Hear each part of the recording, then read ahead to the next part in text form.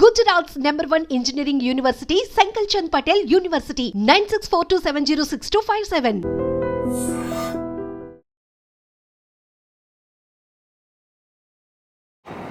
అందరికీ నమస్కారం. మనకి బేసికల్గా నా యొక్క అభిప్రాయాన్ని దేనికి సంబంధించి తెలంగాణలో గ్రూప్ 1కు సంబంధించి తెలుగు మీడియం అభ్యర్థులకు సంబంధించినటువంటి అన్యాయం జరిగింది అనే భావన ఎంతవరకు సమంజసం, మరియు తర్వాత వచ్చరికి అసలు ఆ వివాదం ఏంటి, వాటికి సంబంధించిన అంశాలను, వాటికి సంబంధించిన అభిప్రాయాలను, నా యొక్క మెయిన్ అసలు నేనేమనుకుంటున్నాను అంశాలను కాస్త అడిగారు. సో వాటికి సంబంధించి రిప్లై అంటే తిరిగి సమాధానం చెప్పే అంశంలో భాగంగా ఈ వీడియో చేయడం జరుగుతుందన్నమాట.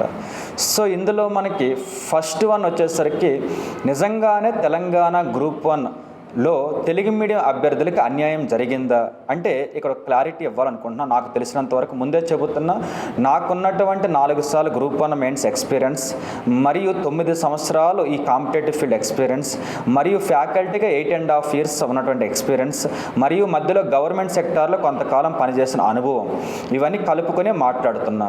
పాయింట్ నెంబర్ 1 వచ్చేసరికి ఏంటంటే మొత్తం 20,000 వరకు, అరౌండ్ 20,000 వరకు గ్రూప్ 1 మెయిన్స్ అనేది అటెంప్ట్ చేశారు. ఓకే, ఈ 20,000లో గవర్నమెంట్ లెక్కల ప్రకారం, టీజీపీఎస్సీ లెక్కల ప్రకారం 7,500 వరకు తెలుగు మీడియం అభ్యర్థులు మెయిన్స్ రాశారని, మిగిలిన 12,500 వరకు ఇంగ్లీష్ మీడియంలో అభ్యర్థులు మెయిన్స్ని రాశారని చెప్పేసి చెబుతుంది.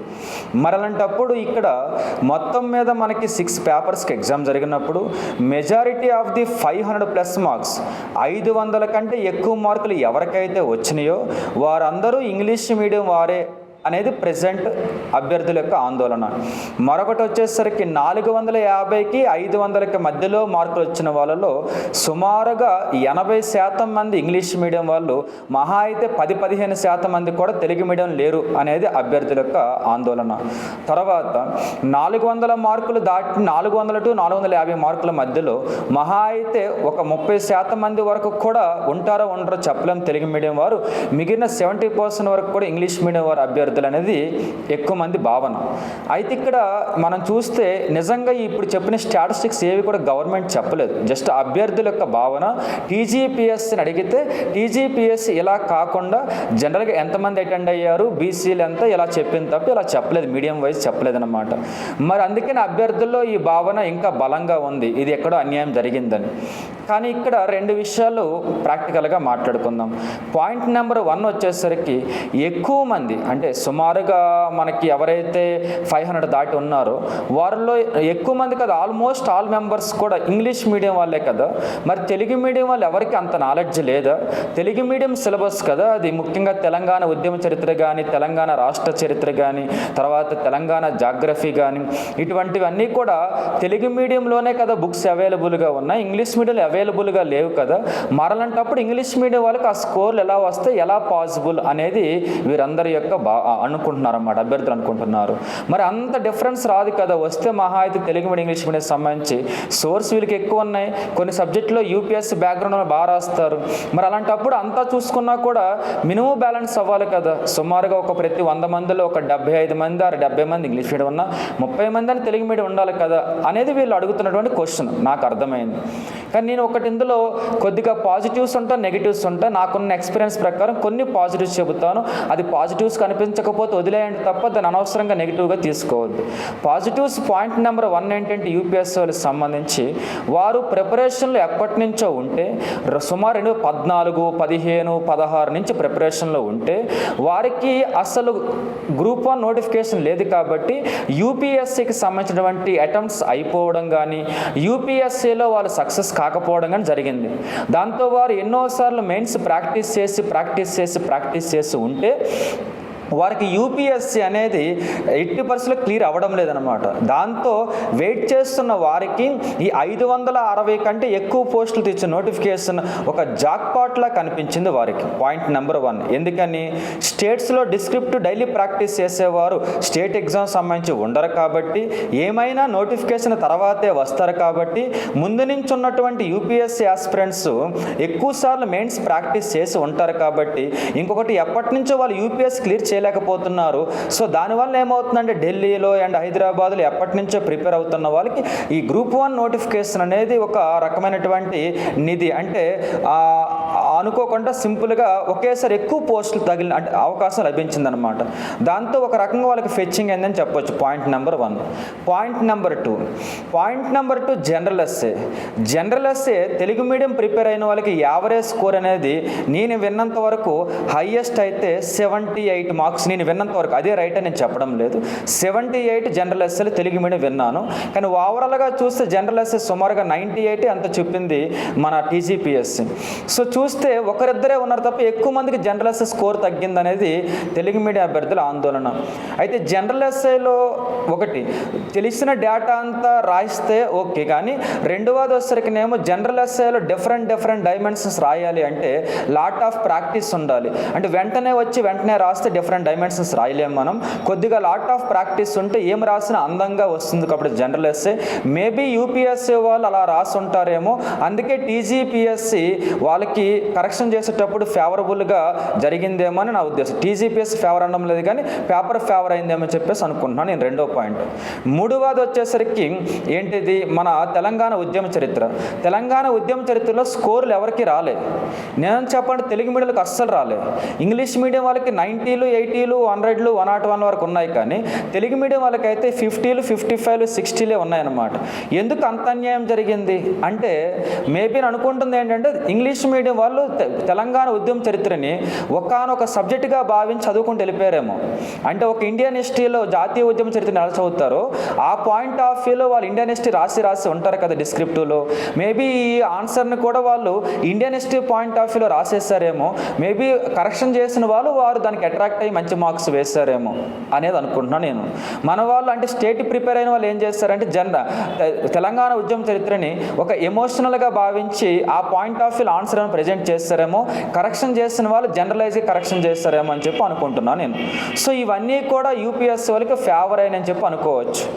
ఇక నెక్స్ట్ వన్ వచ్చేసరికి పేపర్ ఆన్సర్ రాసేటప్పుడు క్వశ్చన్స్లో జనరల్గా ప్రిసైజ్ డయాగ్రామ్స్ డ్రా చేయడం కానీ, లేకపోతే క్వశ్చన్ ఆన్సర్ రాసేటప్పుడు సపోజ్ మనకిచ్చిన స్పేస్లో 70% స్పేస్ అయిపోయింది, కానీ మ్యాటర్ మాత్రం కొద్దిగా రాస్తుంటే ఇంకా ఎక్కువ మ్యాటర్ మనం ప్రజెంట్ చేయవలసింది ఉన్నప్పుడు ఇంగ్లీష్ మీడియం వాళ్ళు కానీ యూపీఎస్సీలో ఏం చేసి ఉండొచ్చు అనుకున్నానంటే ఏదైనా ఒక డయాగ్రామ్ డ్రా చేసి పెండింగ్ ఉన్నటువంటి డేటా అంతటిని ప్రిసైజ్ పాయింట్లుగా ప్రజెంట్ చేస్తుంటే అప్పుడు కొన్నిగా క్వశ్చన్కి 2-3 మార్క్స్ ఎక్స్ట్రా వస్తాయన్నమాట.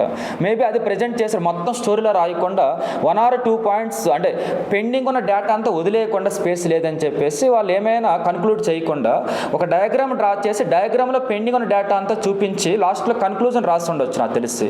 అలా చేస్తే 1 or 2 మార్క్స్ ఫెచ్చింగ్ వస్తుంది ఈచ్ క్వశ్చన్ మీద కూడా. మేబీ ఇవి వాళ్ళకున్న పాజిటివ్స్ అనుకుంటా. నెక్స్ట్ హిస్టరీ రాసేటప్పుడు కూడా ఇండియన్ హిస్టరీ రాసేటప్పుడు కూడా ఇండియన్ మ్యాప్ వేసి లేదా కల్చర్ ఇచ్చినప్పుడు కానీ కల్చర్ డయాగ్రామ్స్ డ్రా చేస్తే 1 or 2 మార్క్స్ ఫెచ్చింగ్ వస్తుంది ఒక క్వశ్చన్ మీద. మేబీ అలా కూడా రాసి ఉండొచ్చు. ఎకానమీ రాసేటప్పుడు ఆన్సర్ రాసేటప్పుడు సెకండ్ ఫేజ్లో భాగంగా ఒక ప్రిసైజ్ డయాగ్రామ్ డ్రా చేస్తే అట్రాక్షన్ ఉంటుంది, డేటా రాస్తే అట్రాక్షన్ ఉంటుంది. ఇవన్నీ లాట్ ఆఫ్ కీ పాయింట్స్ ఉంటాయి. ఇంకొకటి మెయిన్ కీ పాయింట్ వచ్చేసరికి క్వశ్చన్ చదివేటప్పుడు క్వశ్చన్ దేనికి సంబంధించిందో మెయిన్ ఒక స్ట్రీమ్ లైన్ వర్డ్ ఉంటుంది. ఆ వర్డ్ని అండర్లైన్ చేసి ఆ వర్డ్ తగ్గట్టు ఆన్సర్ రాయాలి. మేబీ అది చేస్తారేమో అని అనుకుంటున్నా వాళ్ళకి సంబంధించి. అది వాళ్ళకి ఫెచ్చింగ్ అయి ఉండొచ్చు. మరి ఇప్పుడు తెలుగు మీడియం వాళ్ళకి నిజంగా ఫెచ్చింగ్ లేదా అంటే ఇప్పుడు ఇదంతా కూడా ఇంగ్లీష్ మీడియం పాయింట్ ఆఫ్ వ్యూలో ఫెచ్చింగ్ పాజిటివ్స్. ఇప్పుడు నెగిటివ్స్ తెలుగు మీడియం వాళ్ళకు ఉన్న ఎక్కువ. అవేంటో చెబుతాను. పాయింట్ నెంబర్ 1, పేపర్ కరెక్షన్ చేసేటప్పుడు ఓకేనా, మీ ముందు తెలుగు మీడియం ఇంగ్లీష్ మీడియం ఒక్కొక్కసారి ఒకరితోనే కరెక్షన్ చేస్తారు. వారి యొక్క నీడ్ బట్టి కరెక్షన్ చేసే వాళ్ళు ఓకే అనుకుంటే చేస్తారనమాట. ఒకవేళ మీ కరెక్షన్ చేసేటప్పుడు ఆ సెట్లో భాగంగా ఫస్ట్ పేపర్ రెండో పేపర్ నీ ముందు పేపర్ అనేది ఇంగ్లీష్ మీడియం వచ్చుండి వాళ్ళు ఏ యూపీఎస్సీ బ్యాక్గ్రౌండ్ ఉన్న వాళ్ళు అన్నట్లయితే వాళ్ళకు అందంగా ప్రజెంట్ చేస్తున్నప్పుడు దాని తర్వాత తెలుగు మీడియం ఎంత బాగా ప్రజెంట్ చేసినప్పటికీ కూడా ఒక కరెక్షన్ చేసే వ్యక్తి కాస్త ఇంగ్లీష్ మీడియంతో కంపారిజన్ గురవుతుంది, అతని మైండ్ గురవుతుంది. కాబట్టి ఎంత ట్రై చేసినా స్కోర్ తగ్గిపోతుంది అనమాట. మేబీ బ్యాడ్ లక్ ఎక్కువ మందికి ఇదే జరిగిందని నేను అనుకుంటున్నాను. ఏమనంటే ఒకవేళ జెన్యూన్ కరెక్షన్ జరిగి ఉంటే జెన్యూన్ కరెక్షన్లో భాగంగా ఆన్సర్ మొత్తం పర్ఫెక్ట్గా పాయింట్ టు పాయింట్ ఎగ్జాక్ట్గా చదవరు కాబట్టి మేబీ ఆ ఆన్సర్ ప్రెజెంటేషన్, ఆ ఆన్సర్ ప్రెసేజ్ డయాగ్రామ్స్, ఆన్సర్ సైడ్ హెడ్డింగ్స్, ఆన్సర్లో మేనేజ్ చేసిన డైమెన్షన్స్ ఇవి ఇంగ్లీష్ మీడియంతో కంపేర్ చేశారేమో. ఒకవేళ ఆ రోజు ఒక 30 పేపర్ కరెక్షన్ చేయవలసి ఉంటే ఆ హాఫ్ డేకి అందులో ఫస్ట్ పేపర్ అనేది ఇంగ్లీష్ మీడియం వచ్చి ఉంటే ఇంగ్లీష్ మీడియం పేపర్ ఒకవేళ కరెక్షన్, ఎందుకంటే ఫ్యాకల్టీ అడుగుతారు కరెక్షన్ చేస్తారు, మీరు 2 కరెక్షన్ చేస్తారు లేదని, చేస్తానంటే ఇస్తారనమాట. అప్పుడు వాళ్ళకి ఇచ్చినప్పుడు వాళ్ళు ఏం చేసి ఉండొచ్చు, 1-2 ఇంగ్లీష్ మీడియం పేపర్లతో పాటు తెలుగు మీడియం పేపర్లు వస్తే బాగా చదివినవాడైనా గ్యారంటీగా 500 మార్క్స్ అనుకున్న వ్యక్తికైనా ఇంగ్లీష్ మీడియం తర్వాత తెలుగు మీడియం పేపర్ వస్తే మాత్రం కన్ఫామ్గా స్కోర్ డౌన్ అయిపోతుంది. అది ఎప్పుడు జరిగేదే. ఓకేనా? మేబీ అది తెలుగు మీడియంకి లాస్ అయిందేమో. రెండవది జనరల్ ఎస్సే జస్ట్ తెలిసిన డేటా అంతా ఫిల్ చేయాలనుకున్నప్పుడు మీరు కొద్దిగా ఆగి డైమెన్షన్స్ పిక్ చేసుకొని జస్ట్ డైమెన్షన్ పాయింట్ ఆఫ్ వ్యూలో, అంటే మీరు జనరల్ ఎస్ఏలో పాజిటివ్స్ రాసేటప్పుడు ఒక 10 డిఫరెంట్ డైమెన్షన్స్ రాసి, నెగిటివ్స్ 10 డిఫరెంట్ డైమెన్షన్స్ రాసి, సజెషన్స్ ఒక 10 డిఫరెంట్ డైమెన్షన్స్ ఇచ్చి, బ్యాక్గ్రౌండ్ స్టోరీలు 4-5 డైమెన్షన్స్ ఇచ్చుంటే మేబీ ఇంకా స్కోర్ పెరిగేదేమో. కాకపోతే మనకున్న సోర్సెస్ అలా లేవు కాబట్టి పోస్టులు ఎక్కువ ఉన్నాయి. ఓకే, ఒకవేళ 50-60 ఉండుంటే చాలా ప్రమాదం ఫేస్ చేసేవాళ్ళనమాట. ఎక్కువ ఉన్నాయి కాబట్టి తెలుగు మీడియం తగులుతాయి, ఇంగ్లీష్ మీడియం తగులుతాయి, కానీ మేబీ ఇలా మిస్ అయిందేమో అని అనుకుంటున్నాను అనమాట ఈ ప్రెజెంటేషన్ అనేది. ఇక మూడవది అంటారా, తెలుగు మీడియంకి పర్ఫెక్ట్ సోర్స్ లేకపోవడం. మ్యాక్సిమము మీరు ఏ యూపీఎస్ ఇన్స్టిట్యూట్కి వెళ్ళినా అందరూ డిస్క్రిప్టివ్కి సంబంధించి లాస్ట్లో బ్యాచ్లు వేస్తున్నప్పుడు మీకు ఇచ్చిన మెటీరియల్ అంతా తెలుగు మీడియంకి డబ్బులు తీసుకున్నప్పటికీ మ్యాక్సిమం గూగుల్ ట్రాన్స్లేషన్ మీకు ఇచ్చారు. దాంతో ఆ పదాలు, ముఖ్యంగా పదాల వాడకం జనరల్ ఎస్ఏలు ఇంపార్టెంట్, తెలంగాణ ఉద్యమ చరిత్రలో పదాలు ఇంపార్టెంట్. మిగిలిన ఎకానమీకి కానీ సైన్స్ అండ్ టెక్నాలజీకి కానీ వీటికి మీకు అంత అవసరం ఉండకపోయి ఉండొచ్చు. పాలిటీలో పదాలు వాడకపోయినా పర్లా మంచి తెలుగు పదాలు, కానీ జనరల్ ఎస్ఏలో మంచి తెలుగు పదాలు వాడి, ఉద్యమంలో మంచి తెలుగు పదాలు వాడుంటే మీకు యావరేజ్ స్కోర్ ఈజీగా ఒక్కొక్క పేపర్ మీద ఇంకొక 15 పెరుగుండేవి నా అభిప్రాయం. కానీ ఆ పదాలు వాడాలంటే ఈ గూగుల్ ట్రాన్స్లేషన్ మెటీరియల్ వాడకూడదు.